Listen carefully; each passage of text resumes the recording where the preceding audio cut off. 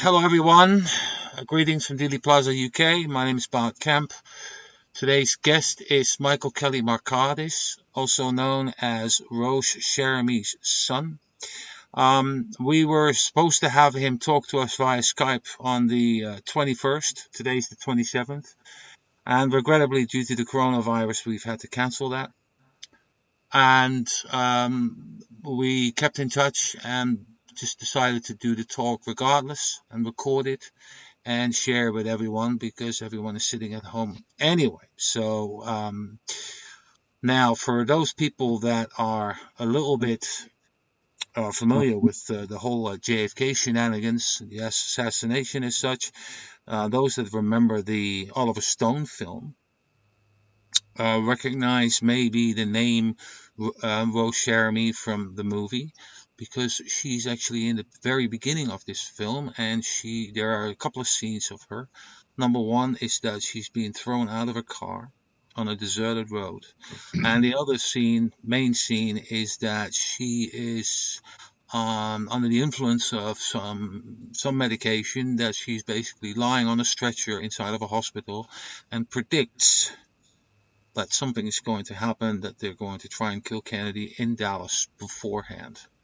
So, Michael. Yes, good morning. Good afternoon. Hi.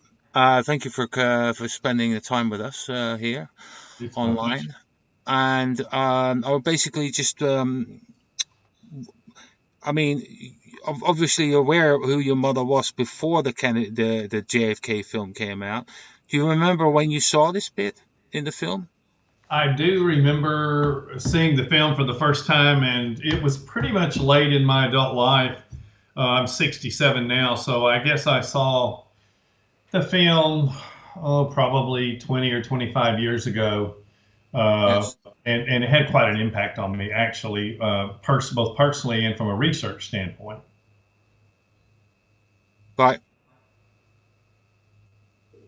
Okay. Um, did does it actually is it a truthful scenario that's being displayed as such? Actually, it's as truthful as it could have been at the time.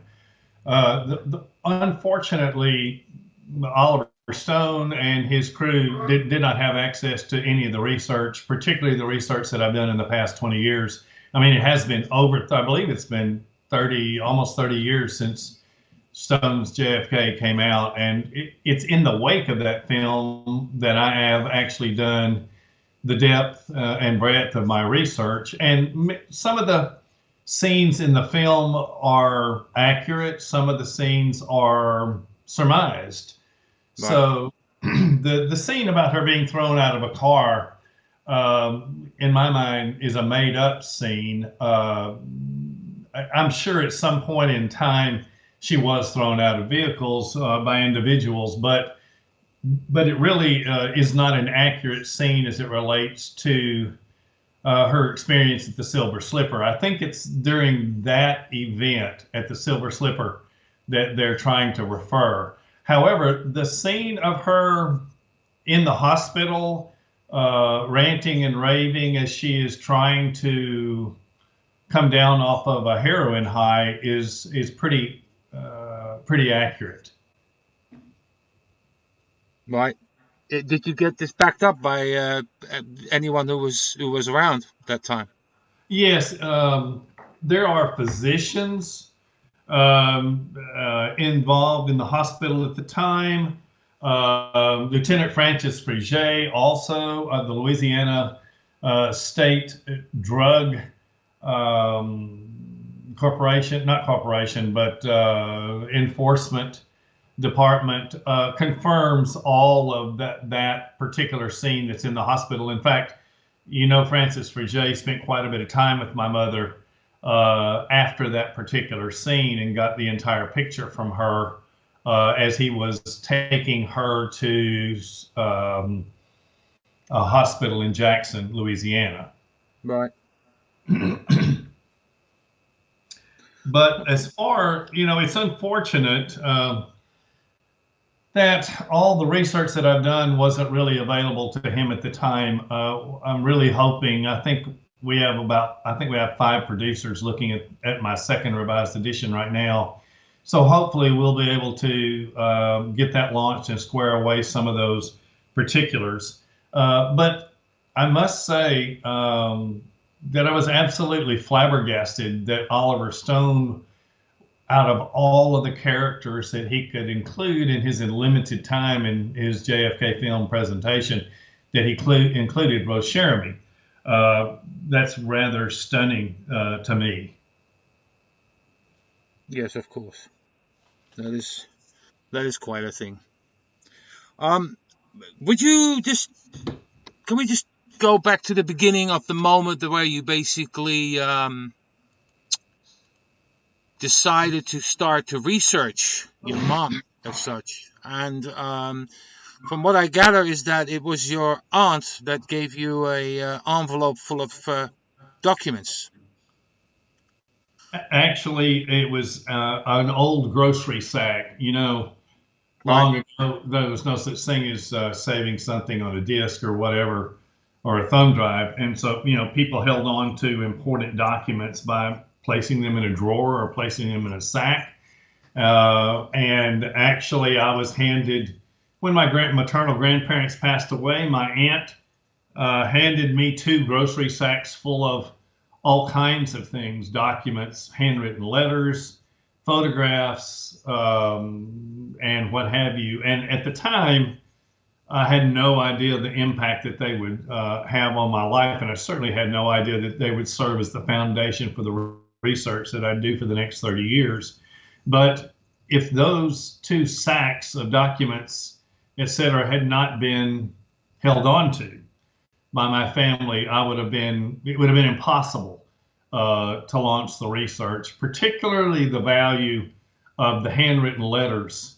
I mean, they are just incredibly important and give me direct insight into Mother's personal thoughts through different times in her life. So I'm very grateful for that. Right. Can you tell me a bit more about these letters? The letters, all of these letters chronicle where she was at the time she was writing. I know that may seem obvious to everyone, but Mother's whereabouts 99% of the time were unknown to her family once she left home. She was very particular about communicating her location. The deeper she got into the system, into the drug scene, the prostitution rings across the U.S., etc., and particularly after she gave birth to me, I think she was genuinely aware that she was working with some really bad people, and that there is nothing they would not do to get her to behave in a manner that they chose, including threatening her family and particularly threatening me. So the letters confirm by the the postage stamp on the envelope confirms her location, confirms her actions in those locations. And so it really fit in nicely into my research timeline. Right. Did you, okay, for your research, obviously you had to travel for that. Where did you actually go for that particular research? Well, I did quite a bit of research in New Orleans, particularly at the specific location of the Blue Angel, where my dad watched my mother perform on stage. And a lot of my family history is indeed in New Orleans. When I was almost 40 years old, that's where I discovered my father, whom I had never met. All of the reasons why I'd never met him are just based on idiotic family particularities, wanting to close the door on him being in my mother's life. Although he was a wonderful person, from what I can tell. So I met him, and I discovered 3 half brothers in New Orleans, and of course spent extensive time on Bourbon Street doing research about what Mother did, how they connected, etc. And I have been to hospitals where she was hospitalized. Right. Austin State Hospital in Austin, Texas, Gladewater Hospital out in East Texas, of course, a very important location for her. I have not been at the other hospitals. I've not been able to get out to Washington to go to St. Elizabeth's, and I have not been at Norman, Oklahoma at Central State. But confirming her admission to Central State is actually a rather recent discovery. It was less than a year ago that I discovered documents that indeed prove that she was present there during the MK Ultra experiments that went on at Central State. And it's also a time where Lee Harvey Oswald had applied for employment at the very same hospital at the time Mother was hospitalized. So I've gone to as many locations as humanly possible. Of course, I've been to her gravesite, and I guess that about covers locations where I've traveled. What I find interesting about your is the different angle that you have to go for, because everybody else into JFK assassination research will have to go to an archive of some sort, yet you had to go for hospitals to basically get these documents. I'm amazed that you managed to get hold of these documents, by the way. Well, let me not, I don't mean to misinform. It was not an easy process. The documents that I acquired from Gladewater Hospital were extremely difficult to get my hands on. And were it not for the help of Gary Shaw, whom the world, I guess, knows as one of the most important first-generation researchers related to the assassination. And of course, I went in tow with my lawyer, and it actually took us about 5 hours to get our hands on the documents in the hospital. And oddly, Mother's documents, if you go to a hospital looking for documentation, you go to the records department and you expect that records would be sequestered, in an alphabetized system, in a file cabinet, etc. That's not exactly what I discovered at Gladewater Hospital. And my presence in the hospital actually caused quite a bit of stir. The people who were on the first floor, who were trying to handle me and my lawyer, and Gary Shaw, of course, had communicated with people upstairs, so to speak, that I was in the hospital and demanding release of the medical records for my mother. And it took us, as I said, over 5 hours to get them. And the most important thing about that is once permission was given to the medical records personnel to hand them over to me, Mother's records were not in a file cabinet. The person who actually handed them over to me actually moved to the back side of the office, pulled a desk from out up against the wall, and retrieved Mother's hospital records, which had been hidden behind a desk for God knows how long. Nothing suspicious there, that's for sure. Nothing suspicious, no. Exactly. Wow, that's quite a thing. But those records, I've held on to those records for well over 25 years, and only in my second edition of my book am I releasing them within the document section. And the reason is because the death certificate, as most of your listeners probably already know, has DOA stamped at least twice, sometimes three. By the way, I have two, quote, original death certificates. DOA is stamped all over them, and yet I uncovered at Gladewater over 8.5 hours of minute-by-minute medical attention given to my mother. So she obviously was not dead when she arrived at the hospital. I mean, they even included setting her forearm, which was broken. But the most important thing about that document is the statement in black and white that Mother was the victim of a punctate stellate wound, which many people in the JFK assassination community surmised that terminology was made up. Well, it was not made up. It was clearly typed and handwritten in the medical records. And I think I've visited with over a dozen physicians over the past 25, 30 years, and all of them have said punctate stellate wound most commonly refers to a gunshot wound, close range gunshot wound, and in Mother's particular situation, a gunshot wound to the head. So obviously she did not die from an auto accident at the hands of Jerry Dunn Moore. Actually, Jerry Dunn Moore was an angel in disguise in the middle of East Texas on that fateful night, who actually was brave enough to stop and attend to her.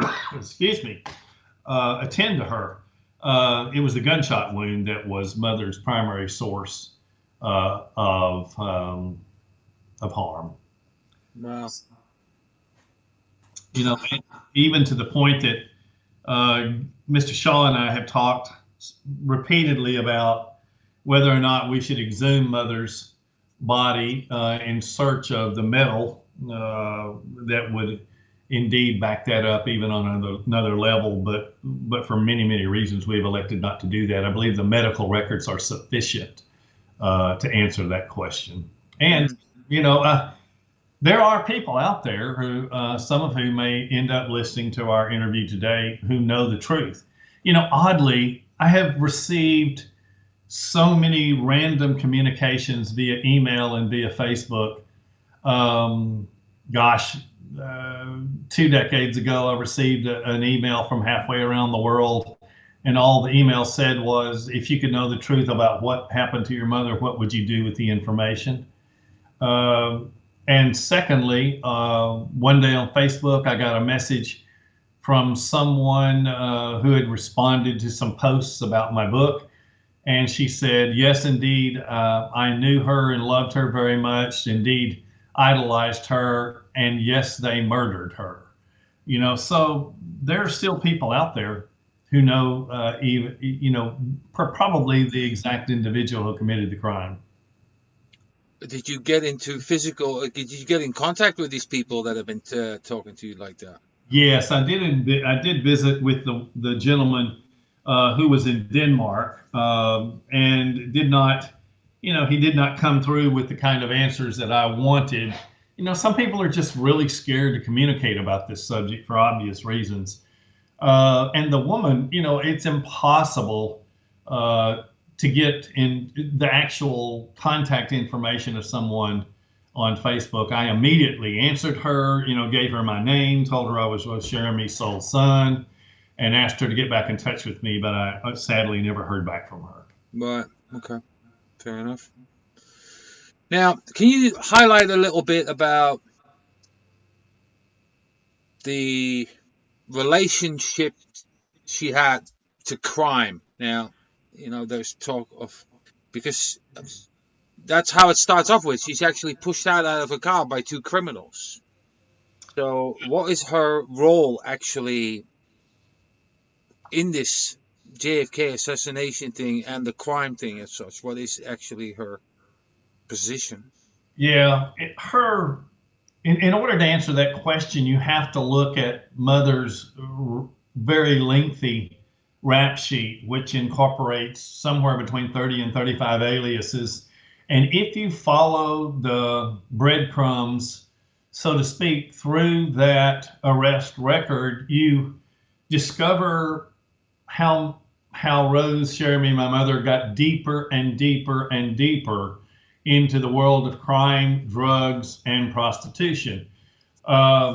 In the past year, I've done extensive research about her involvement with Detective Bill Nitzer at the Houston Police Department. Are you familiar with that individual? No. Well, at the time that Mother first, first ran away from home, she got involved in drugs in the Houston area at a time when the Houston Police Department was indeed very, very corrupt. And the individual who was at the head of all the drug processing for the Houston Police Department was Detective Bill Nitzer. Mother wound up, he had observed Mother's work on the streets for quite a while, and eventually made contact with her and actually hauled her into the Houston Police Department. And at the time, Mother had a vial of heroin with her, and he used that as a means to demand her assistance. And for quite some time, she served as one of his primary informants regarding prostitution and mainly drugs in the Houston area. Right. But the Houston Police Department was known at the time and was indeed even being investigated by the CIA and the FBI for drugs coming in the front door and going out the back door for a huge profit. And in the middle of that investigation, Bill Nitzer was involved and questioned. And although he had done nothing wrong in comparison with everyone else within the Houston Police Department, evidently he was very concerned about what was being investigated. And at some point, my research proves that he is quoted to have committed suicide in his office by shooting himself 2 times in the exact same location in his heart. Oh, that's amazing. And on that particular day, Mother was actually waiting for him to show up for their regularly scheduled meeting. And of course, he never showed up. And the way she learned about his demise was from reading the newspapers the next day and the following weeks, which I've read many articles about what happened to Bill Nitzer that day. But it's at that point, once you realize that Mother is that deep, and you do continued research about who was running all these drug shipments around the world and who was monitoring shipments that were coming in at seaports, particularly like in New Orleans and in the Houston, the Bay Area, you discover that the mob, of course, is involved in all of this. And those were indeed the bosses that were giving Mother her instructions through lower people, like Jack Ruby at the point near the time of the assassination. But there were other bosses who were sending her from the East Coast to the West Coast, delivering drugs, running prostitution rings.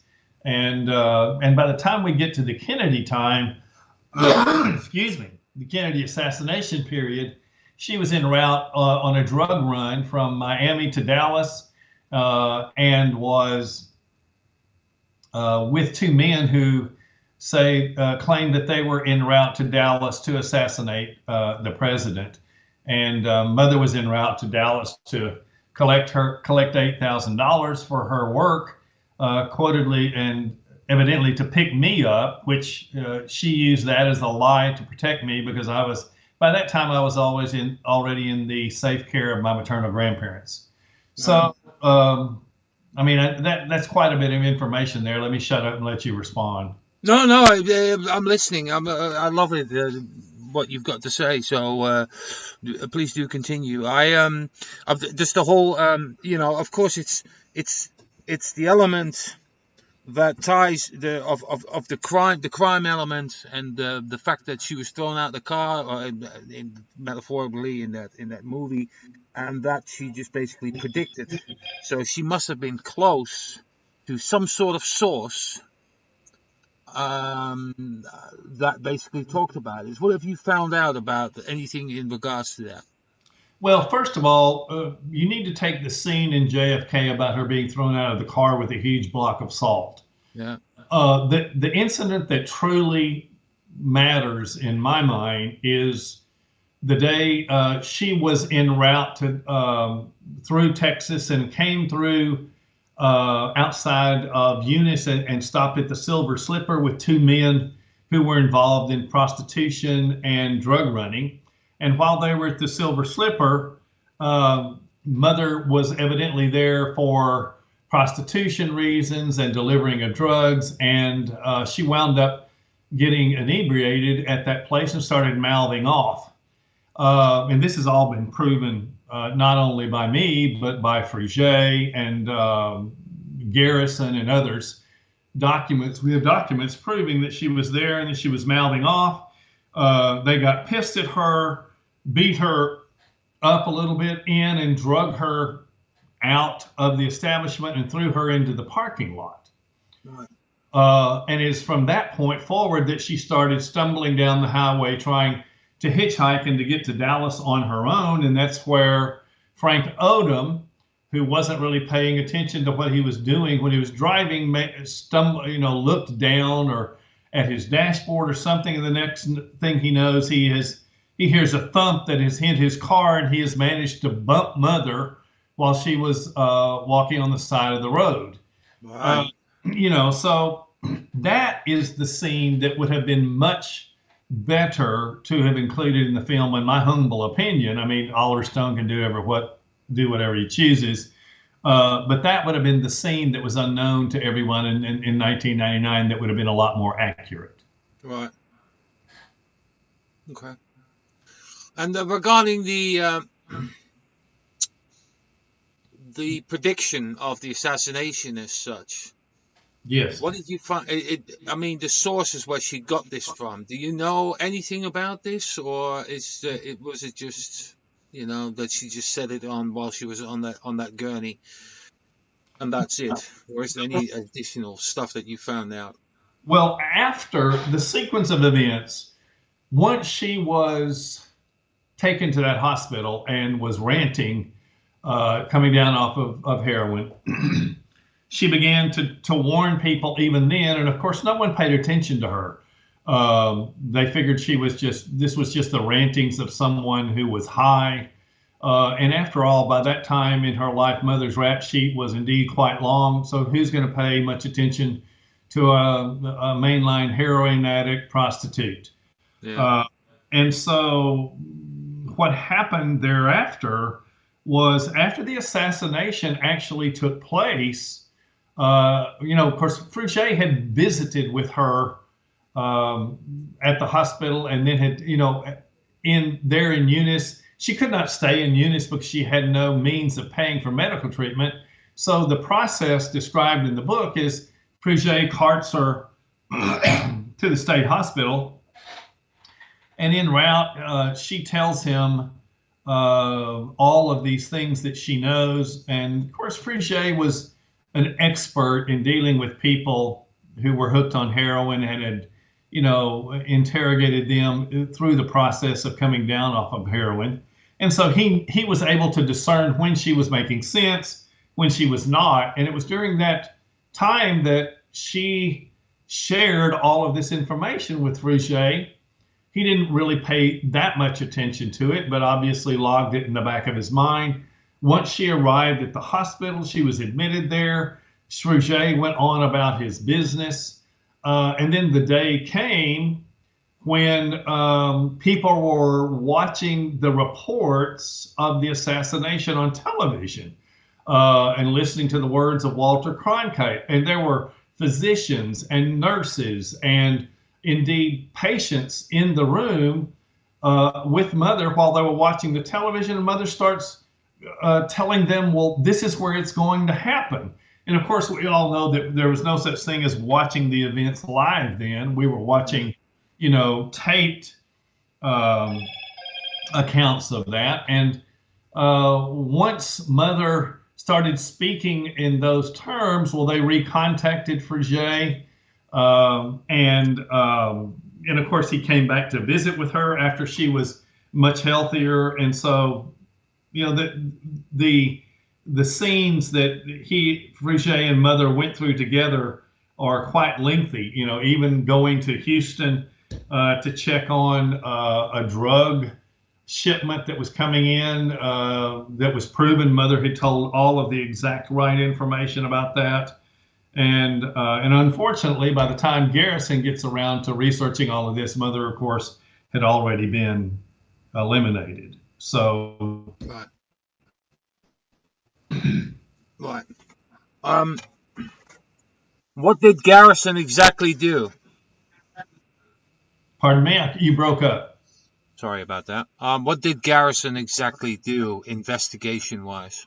Well, they all knew about the reports that Cherami had offered at the time, and his investigators, rather quickly found out that Mother was dead, a victim of auto accident, and of course there wasn't much left to do at that point about contacting her. But he did visit with Fruget. Fruget went through the entire account of all of it, and there are documents that I've included in my book that show the exact interview manuscripts, etc. Confirming all that Garrison did at the time to try to track her down. Right. Okay. Now, obviously, you started researching a few decades ago. Did you start researching before or after when the film JFK came out? Long before. Long before. Yeah. It actually, I did minimal research when I was a young man in my 20s. By the time I got to my 30s, I started taking it a little more seriously. Right. And then after I had my initial conversation with Gary Shaw and Joe West, they came to visit my aunt and uncle, Morris and Moselle Wall. And my aunt and uncle called me and said, we have two gentlemen who want to come to North Dallas to visit with us to tell us information about your mother, and we need you to come. And so on that day, that's the first day that I was actually exposed through Gary Shaw and Joe West to everything about Mother's involvement, her very surreptitious events in East Texas when she was supposedly killed, and at that point, I did not begin my research there, but I was just too young. But the older I got, the more important it was for me to get to know my mother as best as I could. And the only way I could do that was to begin this long, long journey of research into discovering everything that I possibly could about her. So, but you then start researching. You've done it for, as you say, for quite a while, quite a few decades. But yet it took you quite a long time to actually release your first volume of your book.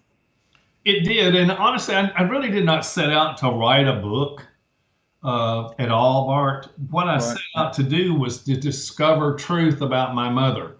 And since I grew up without her and only remember seeing her 2 or 3 times as a child, the last event being seeing her in the casket at her funeral, I just, after I had my own children, I just made up my mind that I was going to do everything I could to get to know my mother, no matter how bad, how brutal, or how sad the circumstances were. And indeed, they are sad.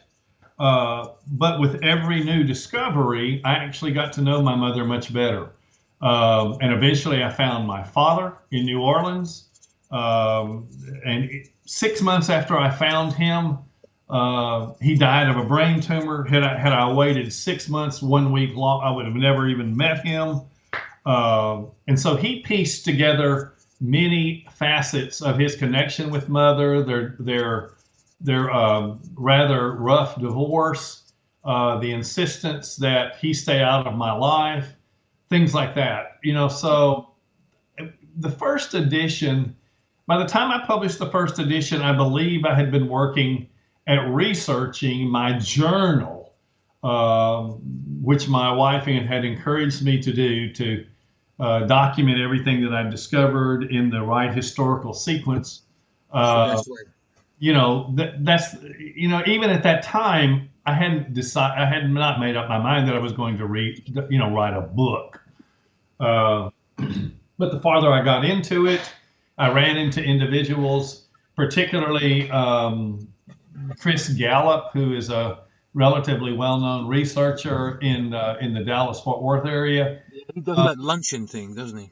Yes, that's the first time that I had actually spoken in public about anything that I had done. And once Chris had discovered I now call it my full manuscript, which was my first draft of the book, he shared it with Deborah Conway, with Lancer Publications, and that's how the first publication of that story actually began and occurred. Right. Okay, so you released your book. Was it 3 years ago? 2016, November 2016. Right, so three and a half years ago. No, it's 4. My question is this: you just released your second volume. It's Yes. a revised edition. Um, any chance you can tell me, like in bullet points, like what progress you've made in that period of time? I mean, hold on, before I actually ask you that, is actually what made you released the book, and what shortly after you came across more evidence that basically spurred you to make an updated edition this quick after?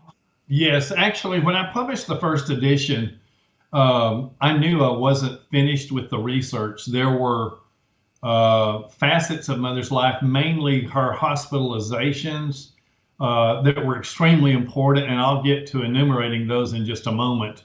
But I also had known about her serving as a primary informant for Detective Billnitzer with the Houston Police Department. So I had 5 hospitalizations and that one huge connection to the Houston PD that I knew I had not finished, but I didn't have the documentation to complete the research. The second aspect of this is by the time I actually got the book published in 2016, I had rewritten the book 4 times already. Oh my God. So I was completely exhausted. And so I really had to take some time off. But less than 2 years ago, actually this past year, 2019, excuse me, and the end of 2018 were hugely important in terms of my research about those 5 hospitalizations and her work with Billnitzer in Houston. Um, and all of those documents, I mean, it's unbelievable.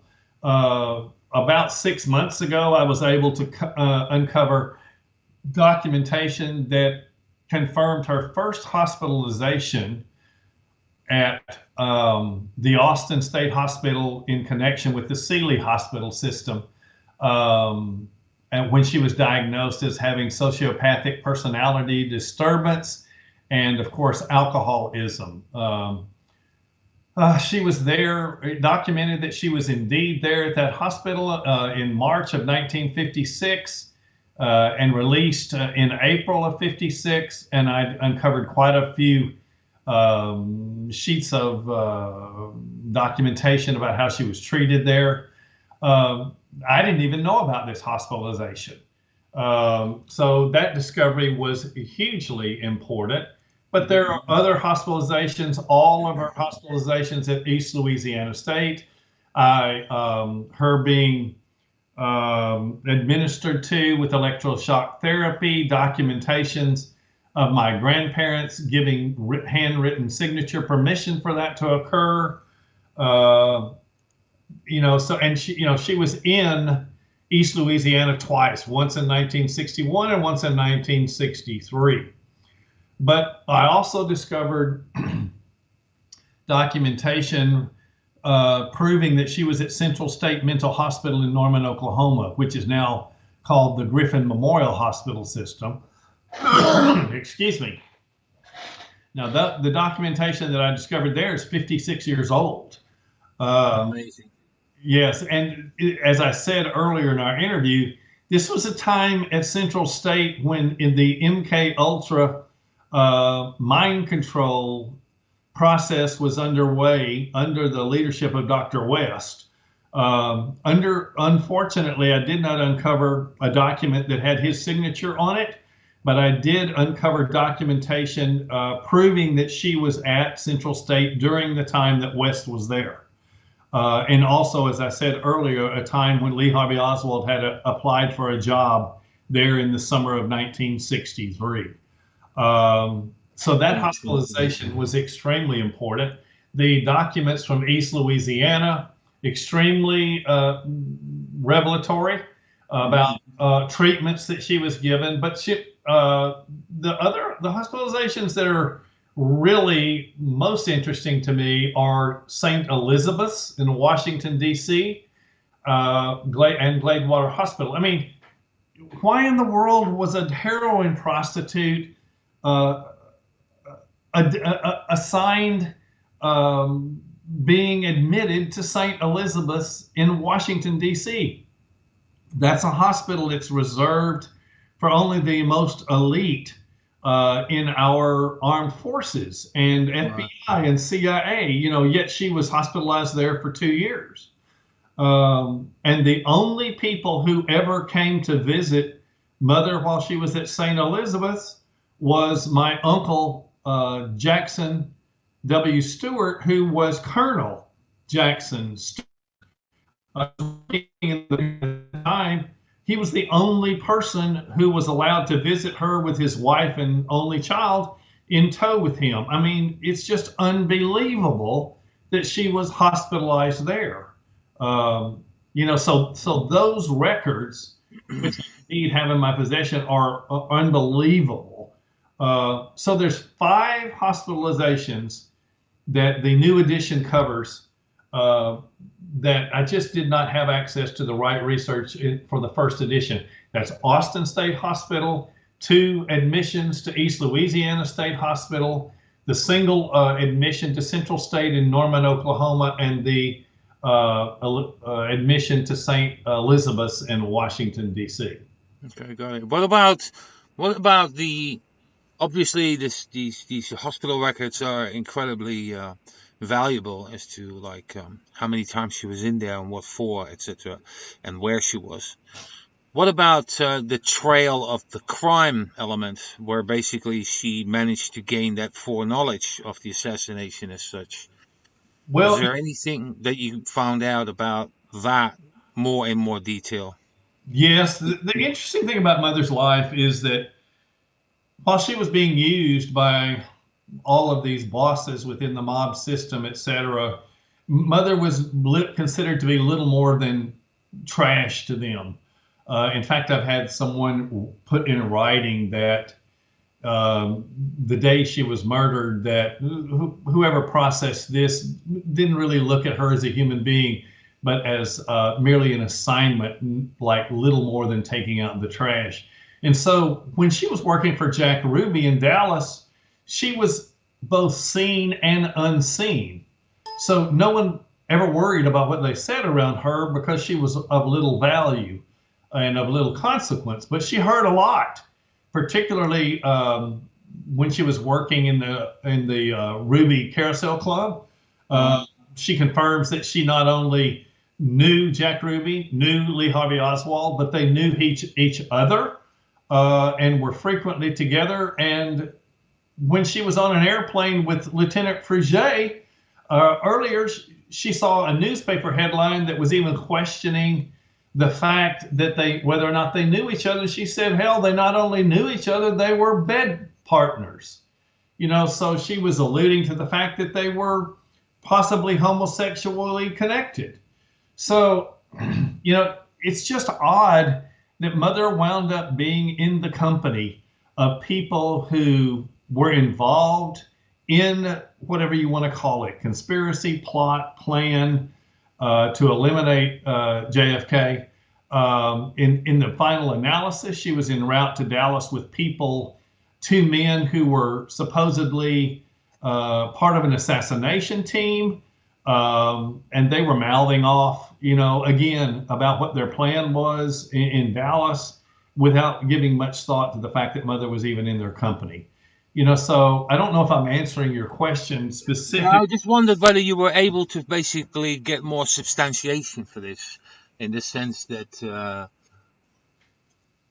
you knew the names of the people that she was actually hanging out with, who told her this type of stuff, and that you managed to get hold of relatives or even the people themselves, and managed to talk to them as such. Well, I That's do. why. I do have documents that prove all this. One of the wonderful things about Deborah Conway with JFK Lancer is that Deborah would not allow me to print my first edition without having documents in my possession that would prove such claims. Right. And I do have them. They vary from Warren Commission memorandum to FBI memorandum to Garrison memorandum to Fruget interviews. I mean, I have a 5-inch notebook full of documents that I've acquired over the past 25 or 30 years. And I stand by everything that I have written in all of my books about who she knew. I mean, even the manager of the Silver Slipper, Fruget went there, took with him a stack of photographs. The man who was in charge of the Silver Slipper was Manuel, and he looked at the photograph books that the mugshots that Fruget brought with him and confirmed that it was indeed Sergio Arcacha Smith and Emilio Santana, with whom Mother was traveling. And we already know that Smith and Santana were involved in some way. So what I can tell you that your listeners are probably most interested in is that I have in my hand document after document after document after document that support what I have written in both of my editions. Okay, cool. Part of that question that I just asked was not just the documentation, but did you manage to talk to anyone basically involved in that segment of the play? Unfortunately, no. At the time, I have not visited. I did not have a chance to ever visit with Garrison or Fruget, whom I believe obviously is deceased. By the time I got really serious about all of this, some of the main players were dead. I have tried desperately and traveled. You asked me about where did I go. I have traveled to East Texas desperately trying to locate Dr. McKenzie, who was one of the physicians, excuse me, who overheard Mother in the Musa Hospital, the Musa Memorial Hospital, Eunice, talking about things like this, so, and in East Louisiana State Hospital as well. But they're either hiding or gone. So it's just, we're just a long way out. And so it's documents have been extremely important.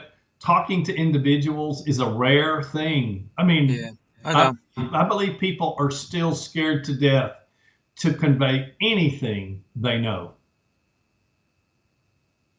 Yeah, which is strange if you think about the amount of years that has basically gone past. You'd think people would start talking, but yeah, well, my God, over 100. We know of at least 100 people who, within less than 2 years of the assassination, strangely disappeared. Yeah. I've had numerous people ask me, "Look, aren't you worried for your personal safety or the safety of your children or extended family?" And I said, my point about that is, if something happens to me, it only adds to my credibility. So but it's not a threat anymore either. That's the whole thing. Those people that were enforcing those methods back in the 60s and the 70s, yes, they're not around anymore. They're not in a position of power anymore either. So. That's a wonderful observation. It's exactly true. Okay. So, So your second volume is out now? It is. I just released. Amazon? Pardon me? Through Amazon? It is available through Amazon, but if people would like autographed copies, I'd like to encourage them to contact me via email, and I can give you that address. But also, I have just launched the rosecherami.com website, which I think is an excellent source of information and a way for people to get in touch with me. If they wish to order autographed copies, they need to write me at michaelmarcades@gmail.com. Duly noted. Pardon me? Duly noted. Okay. And, it's interesting. Since I posted the 6th Floor Museum interview, I have had a huge influx of interest and purchases. I've just held on to that interview for quite a while, for 3 or 4 years now, and just decided it was time to share it. But I am incredibly pleased with this second edition. I published it through my own company. P&L Limited LLC, which means I had complete control over every facet of the formatting and inclusion of documentation, et cetera. I mean, it took 5 months to format the second edition, even with the assistance of a professional formatter in Georgia.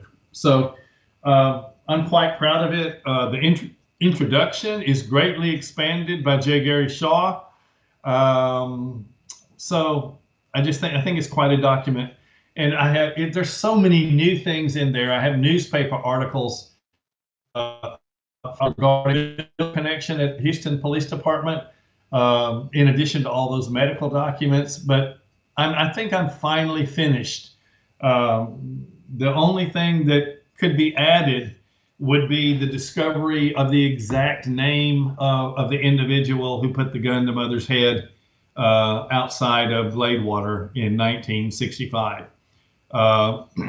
So, if that are you close to finding that out, or am I close to finding that out? I don't believe that name. I really don't believe that name is ever going to come forward.